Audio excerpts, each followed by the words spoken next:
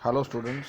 आज जो हमारा टॉपिक रहेगा डिस्कशन का, that is going to be HAFED या Haryana state cooperative supply and marketing federation limited. देखिए, जिस दिन हरियाणा पंजाब से कटकर एक अलग स्टेट बना, उस दिन और उस समय के हिसाब से कृषि हरियाणा का एक महत्वपूर्ण कंट्रीब्यूटिंग सेक्टर था और एक ऐसा सेक्टर भी था जहां से हमें सबसे ज़्यादा उम्मीद थी।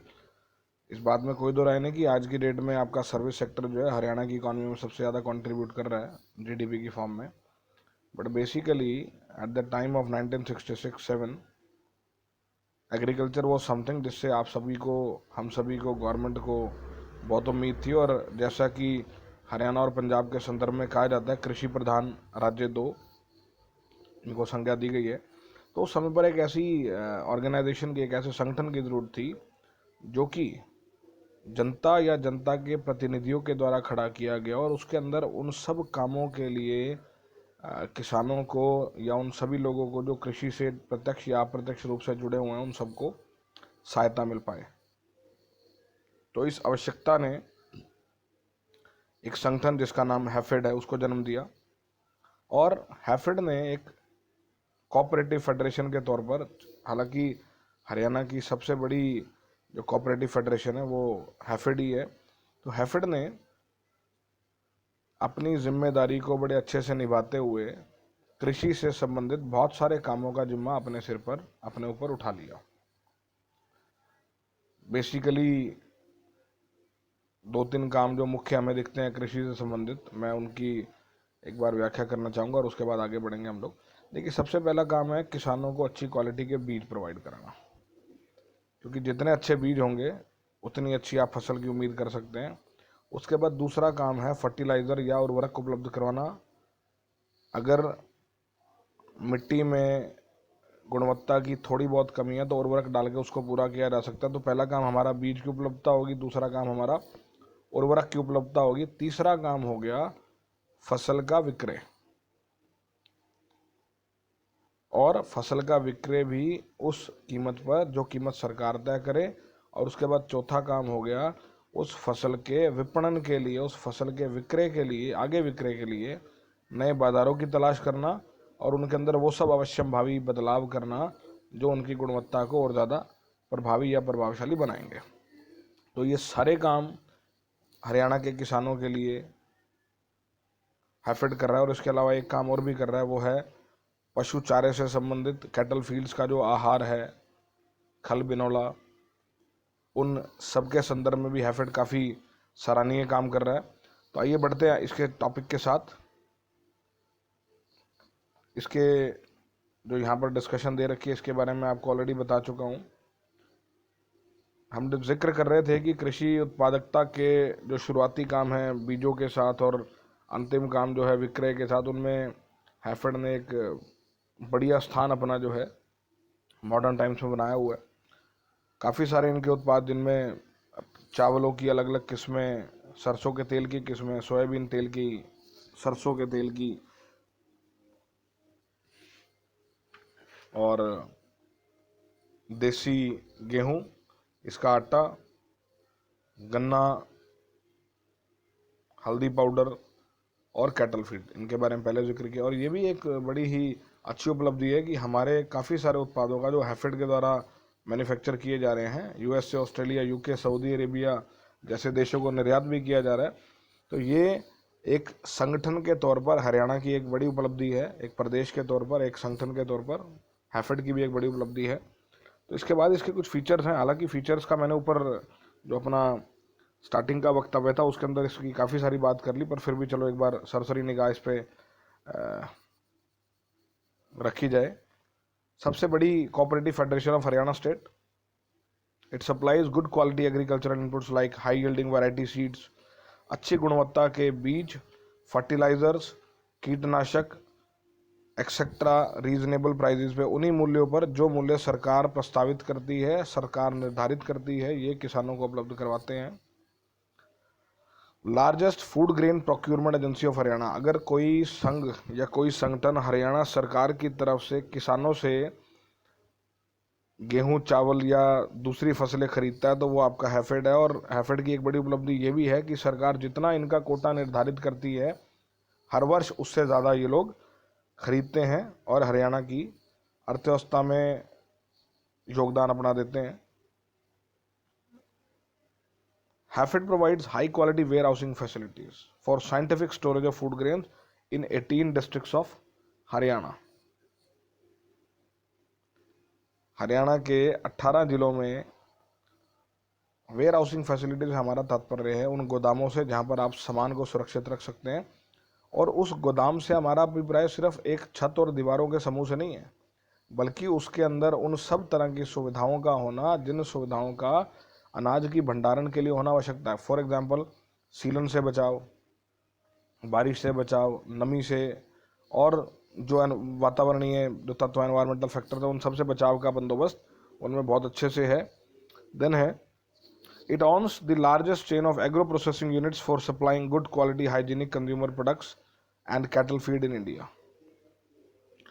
प्रोसेसिंग यूनिट्स का मतलब है जो वस्तु के फॉर्म में बदलाव करके उसको प्रोसेस करके, फॉर एग्जांपल गेहूं है, गेहूं को प्रोसेस करके आटा बनाया और आटा अब आगे कंज्यूमर इस्तेमाल कर रहे हैं।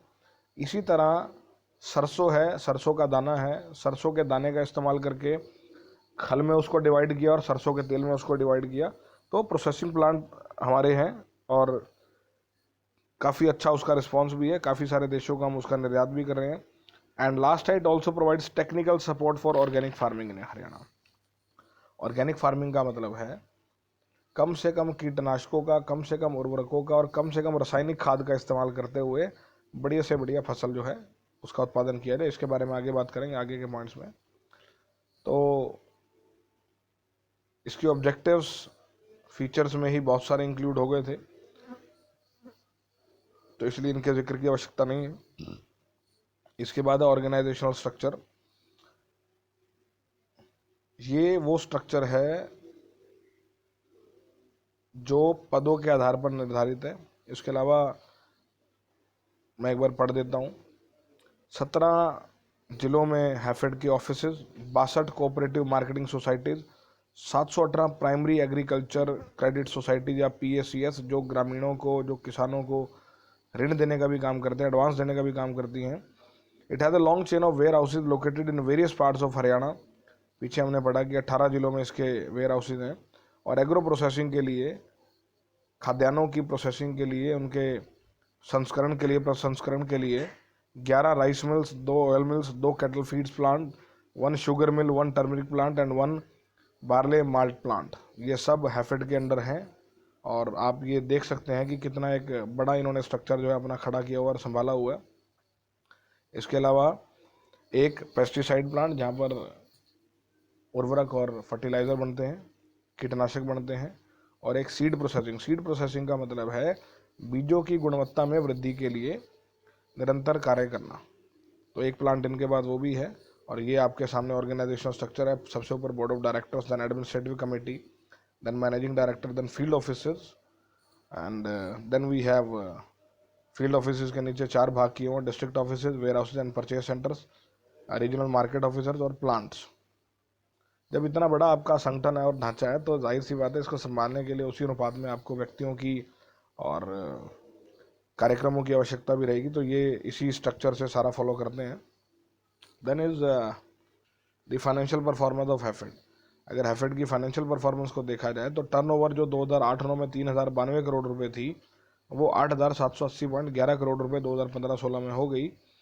यहाँ पर सिर्फ एक चीज़ जो खल रही है वो है नेट प्रॉफिट। 3092 करोड़ के जब हमारी टर्नओवर थी 2008-09 में, तो हमारे जो प्रॉफिट्स थे वो 33.78 करोड़ थे। हालांकि इस तरह के संगठन का मुख्य उद्देश्य लाभ कमाना नहीं है, पर फिर भी जब आप एफर्ट कर रहे हैं तो एक जायज़ मात्रा में लाभ जो है, चूँकि वो हरियाणा की सरकार को ही होना है तो ऐसा मिलना अवश्यम भावी भी है। तो 2008-09 के जो टर्नओवर थी 3092 करोड़ की, उसके अनुपात से जो लाभ था 33.78 करोड़ था, जिसका मतलब नज़दीक 1% के आसपास हो गया। तो 2015-16 के जो टर्नओवर थी 8780.11 करोड़ रुपए, उस अनुपात में लाभ जो थे, लाभों की अनुपात जो थी वो कम हो गई थी। परंतु फिर भी एक सरकारी संस्थान के तौर पर अगर ये संघ जो है लाभ कमा रहा है तो it is well worth mentioning. Then is the functions, roles, achievements of HAFED. क्या क्या इसकी अचीवमेंट्स है? सबसे पहला, सप्लाई ऑफ एग्रीकल्चरल इनपुट्स। किसानों को कृषि करने के लिए सबसे पहले बीज और उर्वरक की आवश्यकता है। उस बीज और उर्वरक के विकास का काम हैफेड के पास है, या मैं कहूँ कि हैफेड के अंडर जो दूसरे छोटे छोटे संघ काम कर रहे हैं, या हैफेड दूसरों से काम करवा रहा है। अगर ये इनपुट ना दे पाए तो शायद मैं कहूँगा कि कृषि का कार्यक्रम नामुमकिन तो नहीं, पर थोड़ा सा मुश्किल ज़रूर हो जाएगा। HAFED supplies good quality agricultural inputs to the farmers at reasonable price at the right place and right time. सही समय पर सही जगह पर उनको कृषि के बीज, पेस्टिसाइड, इंसेक्टिसाइड्स और हाई यील्डिंग वैरायटी सीड्स, जिनकी उर्वरक क्षमता, जिनकी उत्पादकता काफ़ी अच्छी हो, वो हैफेड प्रोवाइड करवाता है एनएफएल के साथ टाई अप करके, इफ्को से टाई अप करके। और डाई अमोनियम फॉस्फेट जो डीएपी बोलते हैं हम, जिसको फर्टिलाइज़र है, उसके लिए भी हैफेड ही एक रिस्पॉन्सिबल ऑर्गेनाइजेशन की भूमिका अदा करता है। और सीड सेटअप प्लांट जो है हैफेड ने गन्नौर में, सोनीपत में लगा रखा है, जहाँ से उच्च क्षमता वाले, उच्च उत्पादकता वाले जो कृषि बीज हैं उनका उत्पादन किया जाता है। देन है प्रोक्यूरमेंट ऑफ फूड ग्रेन। अब उत्पादन के बाद जो दूसरा बड़ा काम था वो था किसान अपनी फसल को, कभी भी आप देख रहे हैं कोरोना के समय में भी अभी शायद कुछ इश्यूज आ रहे थे प्रोक्यूरमेंट में, तो यहाँ पर हैफेड ने खरीदारी सरसों की भी और गेहूं की भी शुरू कर दी है। और ऊपर जो टेबल दे रखी है उसमें हैफेड द्वारा जो है जो गेहूं का प्रोक्यूरमेंट किया गया उसका डेटा दे रखा है। तीसरी और पांचवी जो हमारा कॉलम है उसमें देखिए, हर साल जो गवर्नमेंट ने अलॉट किया है हैफेड को 30-30-30-30 और 15-16 में 40% अलॉट किया है, जबकि पाँचों सालों में जो गवर्नमेंट द्वारा हमें कोटा दिया गया उससे हमने काफ़ी ज़्यादा जो है खरीदारी की है। तो ये एक बड़ा रोल है हैफेड का हरियाणा के किसानों के लिए, हरियाणा की सरकार के लिए। फूड ग्रेन वेयर हाउसिंग, देखिए पूरा साल जो प्रधानमंत्री या स्टेट गवर्नमेंट की योजनाएं हैं जिनके तहत गरीब व्यक्ति को अनाज और दूसरे खाद्यान्न उपलब्ध करवाए जाते हैं, उसके लिए उस गेहूं को, उस चावल को या उस खाद्यान्न को बचा के रखना बहुत ज़रूरी है। और इसका काम हैफेड बड़ी कुशलता के साथ करता है, क्योंकि जो अप्रैल मई का हमारा सीज़न है, अप्रैल का सीज़न है बेसिकली, उसमें गेहूं की कटाई होती है और फिर पूरा साल उसको संभाल के रखना और फिर उसका डिस्ट्रीब्यूशन देखना, ये सारा काम हैफेड बड़ी कार्यकुशलता के साथ कर रहा है। Then agro processing. Agro processing का मतलब है जो हमारा एग्रीकल्चर प्रोडक्ट है उसकी प्रोसेसिंग करना। जैसा कि हमने पहले कहा कि गेहूं की प्रोसेसिंग करके आप आटा बना रहे हैं बढ़िया क्वालिटी का, देन चावलों की प्रोसेसिंग करके आप बासमती और नॉन बासमती राइस बना रहे हैं। उसके अलावा आप सरसों की, कपास के बीजों की प्रोसेसिंग करके तेल बना रहे हैं। काफ़ी सारे आपके कैटल फीड प्लांट्स हैं, काफ़ी सारा आप खल बना रहे हैं जानवरों के लिए भी। तो ये सारे जो हैं एग्रो प्रोसेसिंग इंडस्ट्री का पार्ट है। Then comes marketing of consumer goods. HAFED आज की डेट में अपने आप में एक जाना पहचाना नाम है। अगर एग्रीकल्चर प्रोडक्ट्स की सेल्स की बात करें, फॉर एग्जांपल कच्ची घानी इनका जो तेल है वो आपको राशन डिपो पर भी आसानी से मिलेगा और जिसकी क्वालिटी के संदर्भ में कोई प्रश्न चिन्ह नहीं है। तो ना केवल उसको प्रोसेस करना बल्कि बेचना, मतलब हमारा ही बीज हमारे ही किसान उत्पादन कर रहे हैं, हम ही उसको प्रोसेस कर रहे हैं और फिर बेचने का काम भी हम कर रहे हैं। हालांकि बहुत सारी बड़ी बड़ी कंपनियां ऐसी हैं जिन्होंने बेचने के लिए आउटसाइड वेंडर्स को कॉन्टैक्ट दे रखे हैं, पर हैफेड हमारी ऐसी ऑर्गेनाइजेशन है जो ये काम भी खुद ही कर रही है। काफ़ी सारे इनके वैरायटी ऑफ प्रोडक्ट्स हैं जिनमें superior basmati, Dubar, Tibar, Mogra, brown basmati superior, special Pusa basmati, Dubar, Tibar, desi wheat atta, desi wheat C306, sugar, turmeric powder, refined soybean oil, refined cotton seed oil. तो ये सारे जो हैं ये हैफेड की तरफ से बनाए जा रहे हैं। Then next step is organic farming. Organic farming का मतलब वो फार्मिंग जो जिसमें कम से कम रासायनिक खाद्यान्नों का, रासायनिक उर्वरकों का इस्तेमाल हो। तो इसके लिए 2500 एकड़ जो लैंड है उस पर हैफेड के द्वारा बासमती पैडी और देसी वीट की जो कृषि है वो शुरू करवाई गई है। और Organic farming of HAFED is implemented through implementation agency named Dharani Sufalam and agriculture finance corporation limited, इनके सहयोग से ऑर्गेनिक फार्मिंग जो है हरियाणा में उसको जो है बढ़ाया चढ़ाया जा रहा है और काफ़ी अच्छी परफॉर्मेंस भी उसकी हो रही है। एक्सपोर्ट्स और हैफेड के जो उत्पाद हैं, जो सेमी प्रोसेस्ड है या फुली प्रोसेस्ड जो उत्पाद है, रेडी उत्पाद हैं, बहुत सारे देशों में जिनमें कि UK, USA, Saudi Arabia, UAE, Australia प्रमुख हैं और उनमें जाते हैं। और हैफेड का जो सरसों का तेल है, मस्टर्ड ऑयल है, वो यूएस को एक्सपोर्ट किया जा रहा है। तो इस केस में हम कह सकते हैं कि हैफेड जो फॉरेन इन्वेस्टमेंट को भी प्रमोट कर रहा है स्टेट में। सो कुल मिला के जिस उद्देश्य की पूर्ति के लिए हैफेड की स्थापना की गई थी, हैफेड उस संदर्भ में बिल्कुल अपनी जो भूमिका को है जस्टिफाई कर रहा है और एक अच्छे संघ के तौर पर, एक अच्छे किसान मित्र के तौर पर, एक अच्छे सरकार मित्र के तौर पर अपनी भूमिका को बढ़ चढ़ के अदा कर रहा है। So this is all for today students and HAFED का चैप्टर जो है ये मेरे हिसाब से अब आपको ज़्यादा अच्छे से क्लियर हो जाएगा। तो नेक्स्ट जो चैप्टर आपके पास पहुंचने वाला है वो खाद्य विकास बोर्ड का है। जल्दी ही मिलते हैं। Thank you so much. तब तक आप अपना ध्यान रखिए, अपने परिवारजनों का ध्यान रखिए, सुरक्षित रहिए, स्वस्थ रहिए। धन्यवाद।